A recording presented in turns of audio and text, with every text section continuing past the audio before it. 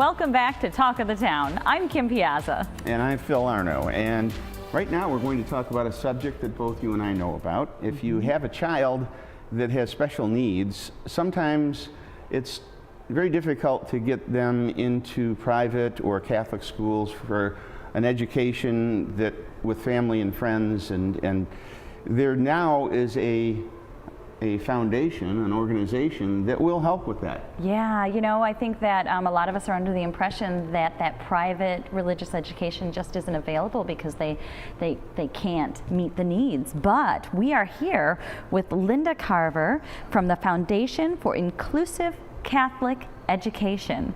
And Linda and a group of parents have kind of made it a cause to see that these kids can indeed participate. Welcome, Linda. Thank you. Thank you for having me. We're so grateful. What you're doing is phenomenal. Tell us a little bit about this foundation and where the idea came from. Sure.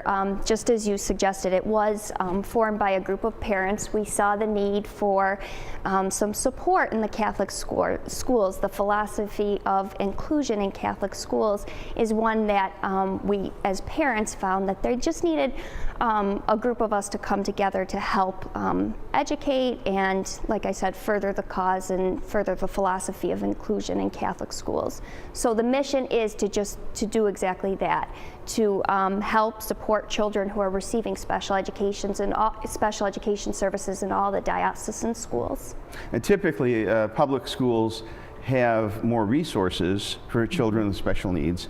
They have assistants that can help with special funding. Right. Yeah. And so your organization helps Catholic schools to afford having the assistance for the special needs children? Exactly. There sometimes tends to be a bit of a gap between, just as you said, what the district will provide and what the Catholic school is able to provide. So in order to help close that gap, we're currently doing fundraising and finding ways to provide those resources to help close that gap. So resources can be a variety of different things. It can be materials, it can be actual human resources, so professionals who can help assist with special education needs. So that is exactly what we're doing. Now, how many of the Catholic schools in the area have signed on to this? Well, right now we surveyed all of the Catholic schools last spring, and we found there's over 180 students in the diocesan schools across the Buffalo Diocese that actually have students with special education needs. And we're finding, we went to a seminar in the fall where all of the Catholic schools were in attendance, and what we found is there's a need across all of the schools for these types of services. The teachers have not had necessarily professional development training in the inclusion process, so they are all looking for any type of professional development training, inclusion strategies that they can then implement in their own schools. So we're finding that there's definitely positive feedback across the diocese. So as you raise funds, the schools will get a share of the funds based on how many students they have or they accept with special needs? Is that how it works? Pretty much. Right now there isn't necessarily a formal process. We only started the organization in the spring of last year. So the fundraising is just kind of taking off, pretty much. Yes. We're kind of modeling our organization off of an organization in Kansas City.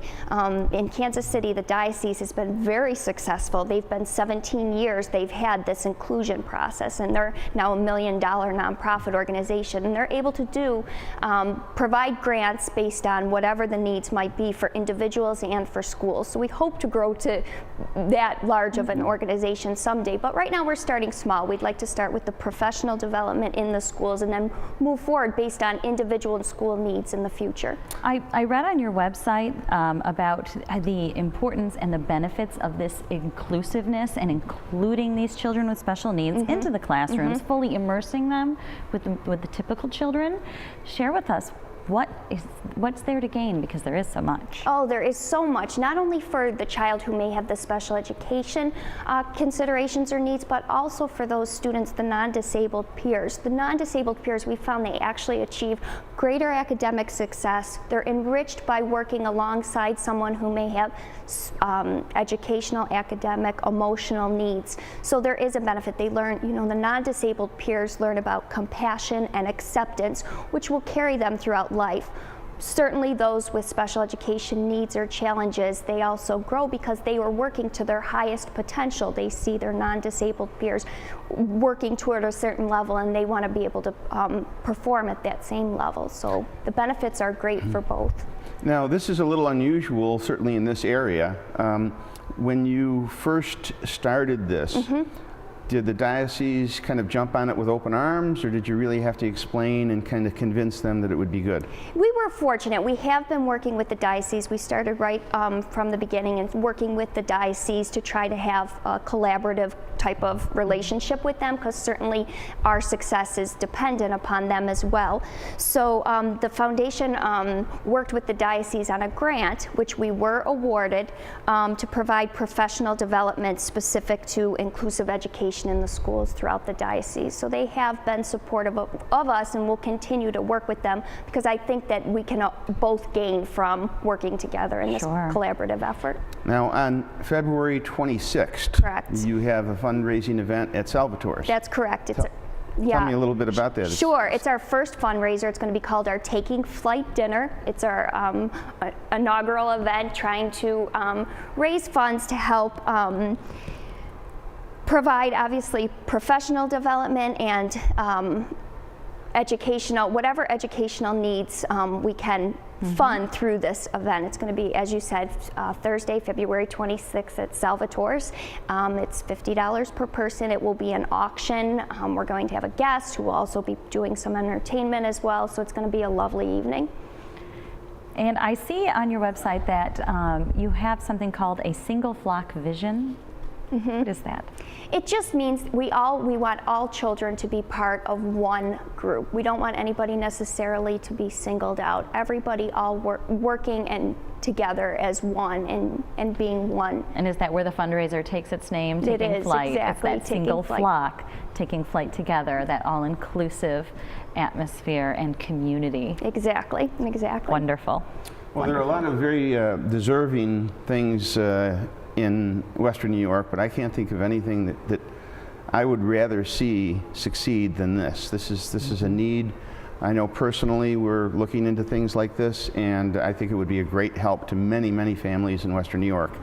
If you want more information about this, here's a website that you can go to.